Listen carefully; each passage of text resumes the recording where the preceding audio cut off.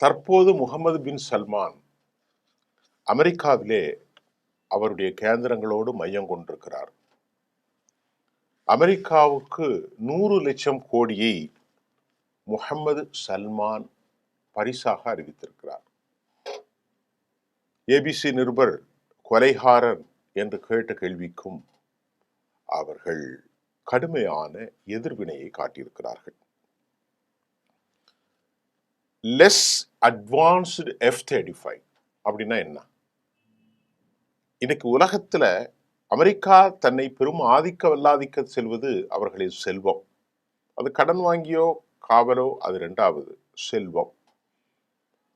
மிக இரண்டாவது அதற்கு மேல் அவர்களுடைய டெக்னாலஜி, விமானங்கள். இப்ப சவுதி அரேபியா அமெரிக்காவின் செல்ல பிள்ளை மட்டுமல்ல, அமெரிக்காவுக்கு எப்போதும் சவுதி தேவைப்படுகிறது. சவுதினா சவுதி மட்டுமல்ல, அந்த மண்டலமே அவர்களுக்கு தேவைப்படுகிறது. அந்த அளவிற்கு செல்வமும் செழிப்பும் மன்னராட்சியினுடைய உறவுகளும் அமெரிக்காவில் யார் வந்தாலும் தேவை. அந்த அடிப்படையில் தற்போது 7 ஆண்டுகளுக்கு முன்பு பேசப்பட்ட F-35 இன்றைக்கு ஒரு 40க்கு மேற்பட்ட விமானங்களை அவசர கதியில் வழங்குவதற்கான agreement had been signed or the process going on. Final touch. இந்த F-35 குறித்து இஸ்ரேலுடைய அறிவுஜீவிகள் அபிஷியல்ஸ் என்ன சொல்றாங்கன்னா, ஆனா வெரி லெஸ் அட்வான்ஸ்டு தான் வழங்கப்படும் என இஸ்ரேல் அபிஷியல்ஸ் தெரிவித்ததாக எக்ஸ்பர்ட்ஸினுடைய கருத்துக்கள் வெளியாக இருக்கிறது. இதுல உண்மை தன்மை தெரியாது. இது யுஎஸ் இஸ்ரேலுக்கு வழங்கப்பட்ட பலவிதமான டெக்னிக்கல் கொண்ட இல்லாமல் இது வேறு விதமான குறைந்த பவர் கொண்டது அல்லது குறைந்த ஆற்றல்களை கொண்டது அல்லது குறைந்த டெக்னாலஜியை கொண்டது என்பது உண்மைதானா? அவங்க என்ன சொல்றாங்கன்னா, இங்க பாருங்க, Israel the 2 squadron of US jets, ஆனா Saudi will be limited to be the 2 squadron only அப்படின்னு சொல்றாங்க. அதாவது படைப்பிரிவு எங்களுக்கு ஸ்ட்ராங்கா இருந்தாலும் சவுதியை பொறுத்தவரை இந்த படைப்பிரிவுகள் ரொம்ப குறைந்தும் வலிமை இழந்தும் தான் இருக்கிறது. ஆகவே எங்களுக்கு முன்னால் இந்த லெஸ் 35 வலிமை குறைந்ததை தான் அவர்களுக்கு கொடுக்கிறார்கள் என ஒரு செய்தியை மெதுவா லீக்கேஜ் பண்ணியிருக்கிறாங்க. இட் இஸ் a pretty, அதாவது similarity to the model the sole Israel. அது மட்டும் இல்லாம அமெரிக்கா உடைய கிரேட் அலைஸ் யாருன்னா சவுதி அரேபியா. ரொம்ப ரொம்ப முக்கியமான அலைஸ். நவம்பர் 18 அது கன்ஃபார்ம் செய்யப்பட்டது மட்டுமல்லாமல் சேனல் 12 ஒரு செய்தி அறிவிக்கின்றது. இஸ்ரேல் பேசிய பின்புதான் சவுதிக்கு இது வழங்கப்படும் என்றும் அவர்கள் ஒரு ஃப்ராட்லண்ட் நியூஸை வெளியிட்டிருக்கிறாங்க. இது ஒரு பைத்தியக்காரத்தனமான செய்தி. இப்ப அதுல பல என்னெல்லாம் இருக்குங்கிறத நம்ம 2வது சொன்னோம். ஆனா எல்லாம் முடிந்து அவர்கள் இன்வெஸ்ட்மெண்ட்டை பார்ட் பண்ணிட்டாங்க, கையெழுத்து சைன் ஆக போகுது. அப்புறம் இவர்கிட்ட பேசிட்டு என்ன கொடுப்பார்? சேனல் 12 சொல்லுது, யூத சேனல், இல்ல எல்லாம் பேசினாலும் கூட எங்கள்கிட்ட கேட்காம இவங்ககிட்ட கேட்டு எக்ஸ்பர்ட்ஸ் எல்லாம் பண்ண பிறகுதான் அவர் நவம்பர் 18 வாரார். அதுக்கு முன்னாடி இது சொல்லியிருப்பார், அதெல்லாம் வெளியே வராது. அது அபிஷியல். 1973 இன்னொரு செய்தியும் வெளியாகிறது. யுஎஸ்னுடைய பாலிசி என்ன?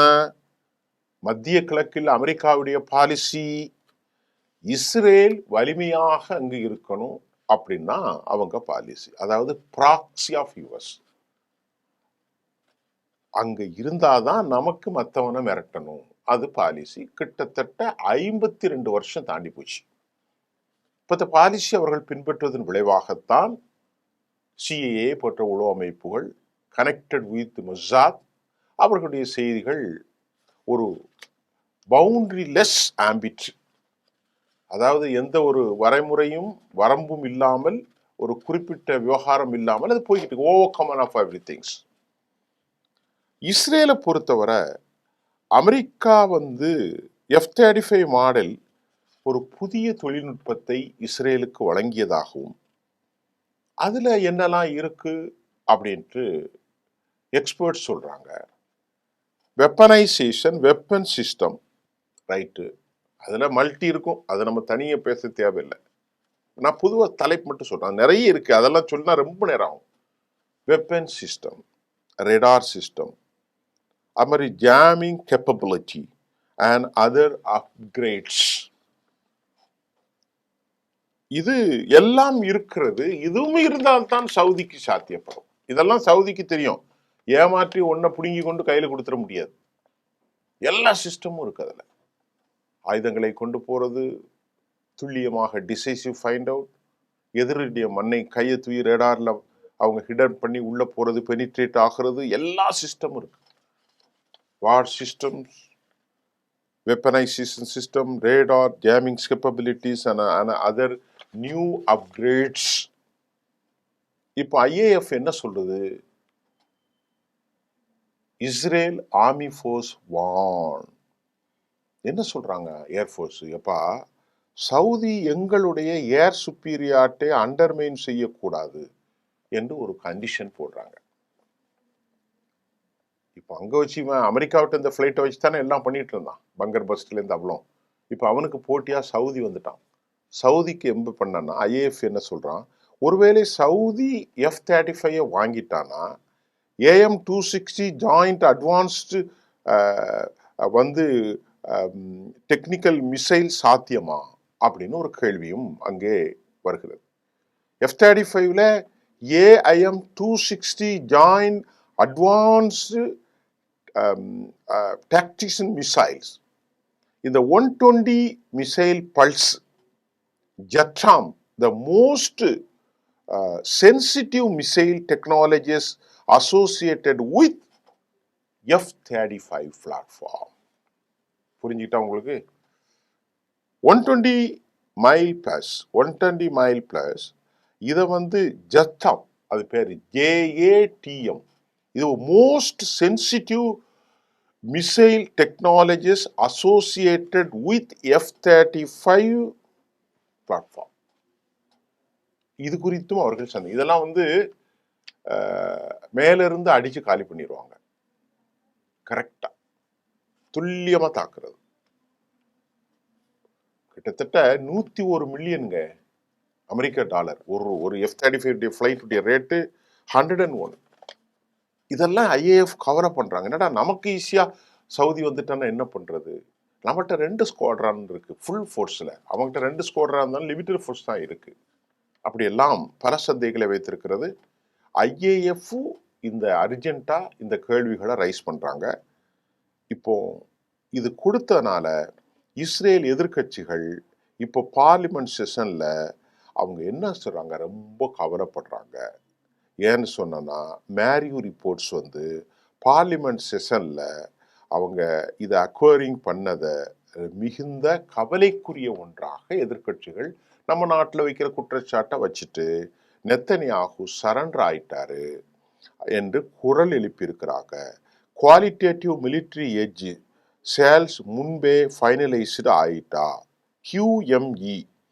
அது மட்டும் இல்லாம காங்கிரஸ், அமெரிக்க காங்கிரஸ் இதற்கு QMEக்கு இந்த குவாலிட்டேட்டிவ் மிலிட்ரி எட்ஜ்னா அதை மாற்றாம கொடுக்குவதற்கு எல்லா ஒப்புதல்களும் வழங்கப்பட்டு விட்டது அமெரிக்காவில்.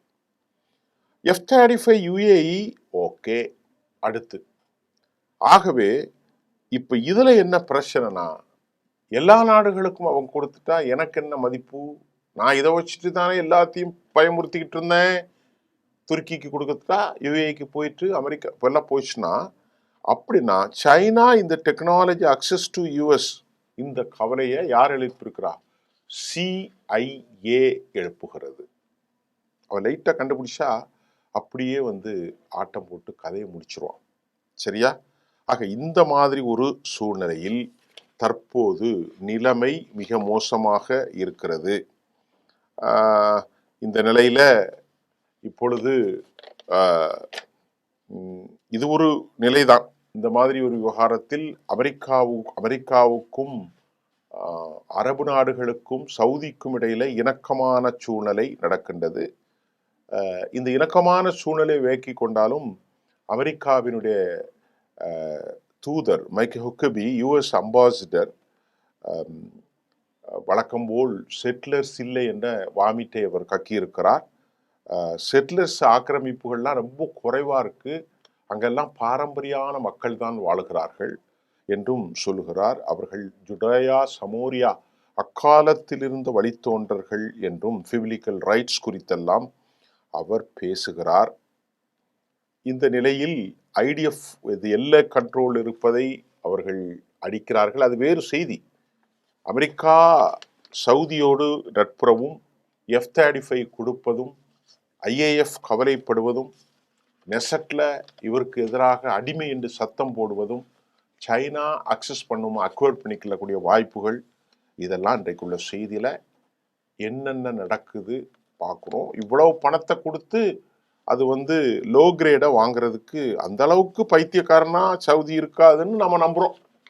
அவ்வளோ பைத்தியக்காரனா இருக்க மாட்டான். ஏன்னா லெஸ் அட்வான்ஸ்டு தான் சவுதிக்கு கொடுப்பேன்னா அவன் கேட்பானா? அல்ல அந்த அளவுக்கு பைத்தியமாவா இருப்பான்? இருக்க மாட்டான், வாய்ப்பு இல்லை.